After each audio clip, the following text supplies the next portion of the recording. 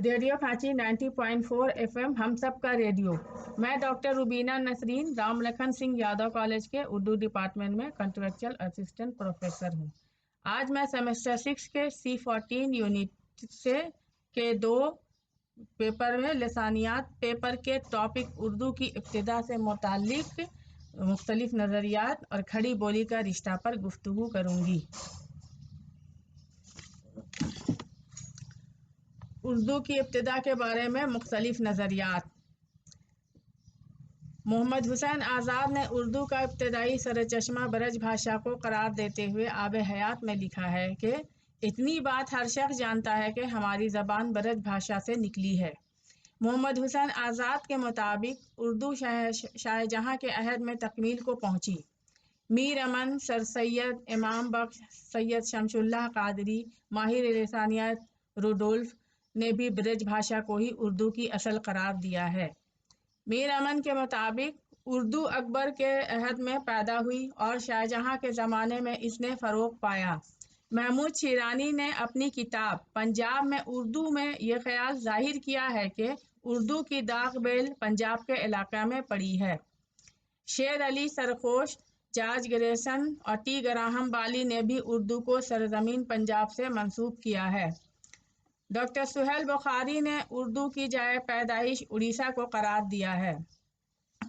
شوکت سبزواری نے دو آبائے گنگ و جمن کو اردو کا مسکن قرار دیا ہے اور یہ کہ اردو پاری سے نکلی ہے. مسعود حسین خان نے سرزمین دہلی اور اس کے گرد و نواح کو اردو کی جائے پیدائش قرار دیا ہے. مسعود حسین خان نے لکھا ہے کہ نواح دہلی کی بولیاں اردو کا اصل منبع ہے اور حضرت دہلی اس کے حقیقی مولد و منشا. سید سلیمان ندوی نے اردو زبان کے آغاز کا صحرا سندھ کے سر باندھا ہے.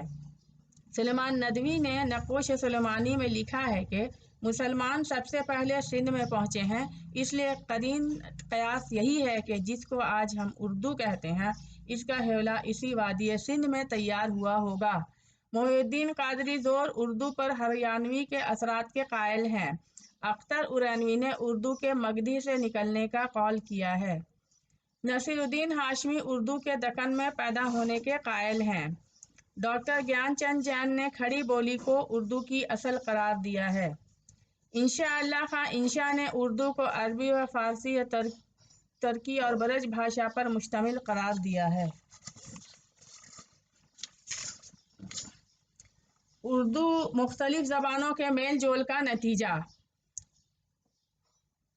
ہندوستان میں اردو کے آغاز اور ارتقاء کے بارے میں جن لوگوں نے گفتگو کی ہے ان میں اکثریت ایسے اصحاب کی ہے جن کا لسانیات سے کوئی گہرا تعلق نہیں رہا، جیسے انشاء اللہ خاں انشا، میر امن دہلوی، امام بخش صاحبائی، محمد حسین آزاد، مولوی عبدالحق، مولوی نصیر الدین ہاشمی، سلیمان ندوی وغیرہ.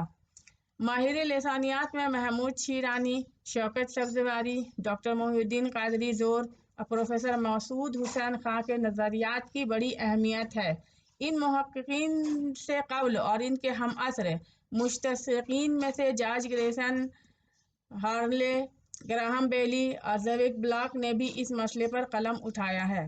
اردو کی ابتدا کے بارے میں اب تک جتنے بھی نظریات پیش کیے گئے ہیں ان میں اکثریت ان شاعروں اور ادیبوں کی ہے جنہوں نے اردو کو مختلف زبانوں کے میل جول کا نتیجہ بتایا ہے. انشاء اللہ خاں انشا نے 1817 عیسوی میں اردو کو عربی، فارسی، ترکی اور برج بھاشا پر مشتمل قرار دیا ہے. میر امن دہلوی نے 1732 سے 1803 عیسوی میں باغ و بہار کے دیباچے میں لکھا ہے: حقیقت اردو زبان کی بزرگوں کے منہ سے یوں سنی ہے کہ جب اکبر بادشاہ تخت پر بیٹھے تب چاروں طرف کے ملکوں سے سب قوم قدردانی اور فیض رسانی اس خاندان لاسانی کی سن کر حضور میں آ کر جمع ہوئے، لیکن ہر ایک کی گویائی اور بولی جدا جدا تھی. اکٹھے ہونے سے آپس میں لین دین، سودا سلف، سوال جواب کرتے ایک اردو زبان کی مقرر ہوئی. اب میں اردو کے آغاز اور ارتقاء کے بارے میں گفتگو کروں گی. بعض عالموں نے اردو کے آغاز کو جغرافیائی یا علاقائی حدود میں دیکھنے کی کوشش کی ہے، چونکہ ان کے پاس اس نظریے کی کوئی مضبوط بنیادیں نہیں تھیں، اس لیے وہ کسی ایک نتیجے پر نہیں پہنچ سکے، بلکہ اپنی رائے کی خود ہی تردید و تنسیخ کرنے لگے یا بغیر مستحکم دلائل کے اپنی بات پر اڑے رہے۔ مولانا سلیمان ندوی نے 1884 سے 1953 کے بڑے عالم تھے۔ نقوش سلیمانی کے ایک مقالے میں انہوں نے ایک نظریہ پیش کرنا چاہا کہ اردو سندھ میں پیدا ہوئی۔ دوسرے ایک مضمون میں وہ میر امن کے ہمنوا ہو گئے۔ ان کے بیانات ملاحظہ ہوں، مسلمان سب سے پہلے سندھ میں پہنچتے ہیں، اس لیے قرین ترین قیاس یہی ہے کہ جس کو ہم آج اردو کہتے ہیں، اس کا حوالہ اسی وادی سندھ میں تیار ہوا ہوگا۔ اس سے پہلے ایک خطبے میں فرماتے ہیں، اردو زبان کا پیدا ہونا کسی ایک قوم یا قوت کا کام نہیں، بلکہ مختلف قوموں اور زبانوں کے میل جول کا ایک ناگزیر اور لازمی نتیجہ ہے۔ ایک اور مضمون میں انہوں نے یہ رائے قائم کی ہے کہ یہ مخلوط زبان سندھ، گجرات، اودھ، دکن، پنجاب اور بنگال ہر جگہ کی صوبیدار زبانوں سے مل کر ہر صوبے میں الگ الگ پیدا ہوئی۔ مندرجہ بالا تینوں بیانات میں مولانا نے مختلف آراء خیالات پیش کیے ہیں جو بیک نظر درج ذیل ہیں۔ پہلا ہے اردو کا حوالہ وادی سندھ میں تیار ہوا۔ دوسرا ہے مختلف قوموں اور زبانوں کے میل جول سے اردو وجود میں آئی۔ تیسرا ہے اردو ایک مخلوط زبان ہے جو سندھ، گجرات، اودھ، دکن، پنجاب اور بنگال کی زبانوں سے مل کر ہر صوبے میں الگ الگ پیدا ہوئی۔ پہلے نظریے پر اظہار خیال کرتے ہوئے ماہر لسانیات ڈاکٹر زور لکھتے ہیں،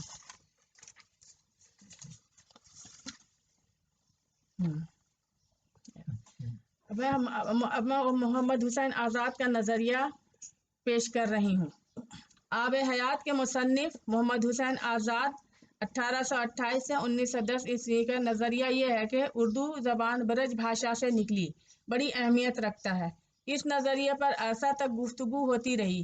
اس نظریے میں تھوڑی بہت لسانی حقیقت بھی پوشیدہ ہے، اس لیے یہاں تفصیل سے بحث کی جائے گی۔ محمد حسین آزاد نے آب حیات میں یہ دعویٰ کیا ہے کہ اتنی بات ہر شخص جانتا ہے کہ ہماری اردو زبان برج بھاشا سے نکلی۔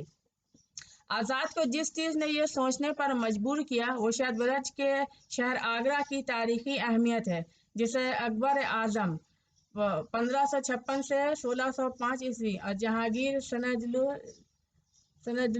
1605 میں سنہ وفات 1627 نے پائے تخت مقرر کیا تھا، اور شاہ جہاں 1627 عیسوی سے 1657 عیسوی نے اپنے عہد کا بڑا حصہ گزارا تھا۔ آگرہ کو مرکزیت حاصل ہونے کی وجہ سے یہاں کی زبان برج کو بھی اہمیت حاصل ہو گئی تھی۔ اکبر کے 9 رتن میں سے 8 رتن برج کے علاقہ سے تعلق رکھتے تھے۔ تانسین کی وجہ سے سنگیت کا بڑا بول بالا رہا۔ برج تو سنگیت ہی کی زبان تھی۔ علمی حلقوں میں آزاد کے اس نظریے کا بڑا چرچا رہا۔ بعض لوگوں نے تو اردو کو برج کی بیٹی سمجھ لیا۔ ان میں سے ایک شمس اللہ قادری بھی ہیں جن کی تحریروں میں اس نظریے کی گونج سنائی دیتی ہے۔ اردو کے برج بھاشا سے نکلنے کے اس نظریے کی تنقید اور ترویج کئی ماہرین لسانیات نے کی۔ محمود شیرانی نے اپنی کتاب پنجاب میں اردو میں، پروفیسر مسعود حسین خان نے مقدمہ تاریخ زبان اردو میں، اور ڈاکٹر شوکت سبزواری نے داستان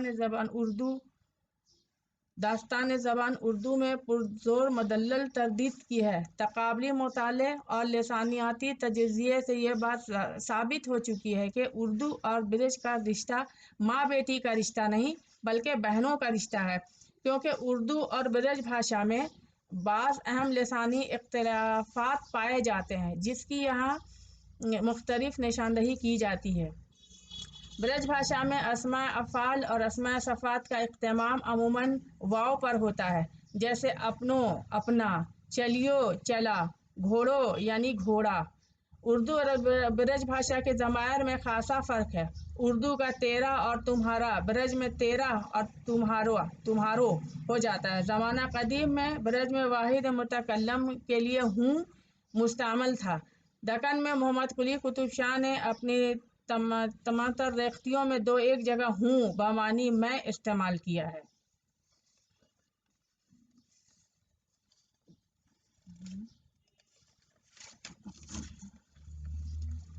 अब मैं उर्दू और खड़ी बोली का रिश्ता के बारे में आगे गुफ्तगू करूंगी। खड़ी बोली ज़िला अम्बाला की तहसील अम्बाला, ज़िला बुलंदशहर का शुमाली हिस्सा बिजनौर, मुरादाबाद, रामपुर, मेरठ, मुजफ्फरनगर और सहारनपुर के अजला, देहरादून के मैदानी इलाका में खड़ी बोली का ही चलन है। मेरठ, मुजफ्फरनगर और सहारनपुर की खड़ी बोली मेयारी समझी जाती है। मुजफ्फरनगर में तशदीद का इस्तेमाल ज़्यादा होता है। इन इलाकों की खड़ी बोली में अफ़आल की सूरत यह है कि मैं मारता हूँ के साथ मैं मारू हूँ भी कहा जाता है। अस्मा की जमा बोली में नुगना से बनाई जाती है, मसलन औरता, कलमा, मकाना वगैरह। ज़मीर में तेरा की जगह तुझ मुझ भी मिलता है। खड़ी बोली की इब्तदाई झलक अपभ्रंश की कदीम तरीन तसनीफ़ात में नज़र आती है। खड़ी बोली एक तरफ दूसरी बोलियों के मुकाबले में कदीम तरीन है। इसका कोई नमूना 15वीं सदी से कबल नहीं मिलता, तो दूसरी तरफ मुसलमानों की आमद से पहले यह मेरठ और मुज़फ्फराबाद में बोली जाती थी। इसके असरात हमगीर थे। खड़ी बोली अपने इलाके से आगे बढ़कर पंजाबी को भी मुतासिर करती है। प्रोफेसर ज्ञानचंद जैन ने इसका नाम खड़ी होने की वजूहात अपनी माकतुल मारा तसनीफ आम लिसानियात में दर्ज झैल फरमाई है। ब्रज के मुकाबले में खड़ी बोली का लहजा अलिफ का है, इसलिए इसे खड़ी कहा गया है। उर्दू में अलिफ या अलिफ मद आ और हिंदी में आ से आम और आ से अनार की मात्रा दोनों खड़े हैं, इसलिए इसे खड़ी कहा गया है। इसके मुकाबले में ब्रज को जिसका लहजा ओ का है पड़ी समझा गया।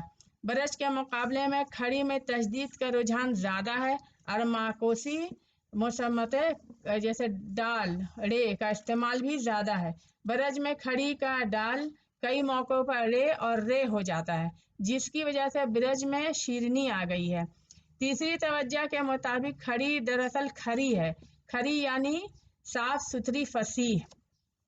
उर्दू और हिंदी दोनों खड़ी बोली के दो अदबी रूप हैं। उर्दू खड़ी बोली का वो रूप है जिसमें संस्कृत तत्सम अल्फाज ना होने के बराबर है और अरबी व फारसी के अल्फाज ज़्यादा हैं।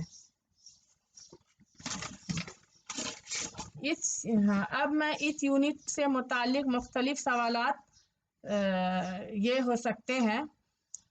पहला है उर्दू की इब्तिदा के बारे में मुख्तलिफ माहिरीन के नज़रियात पेश कीजिए। दूसरा है उर्दू के आगाज़ के ताल्लुक से मोहम्मद हुसैन आज़ाद का क्या नज़रिया है। तीसरा है खड़ी बोली का चलन किन अज़ला में है, नाम बताएं। शुक्रिया।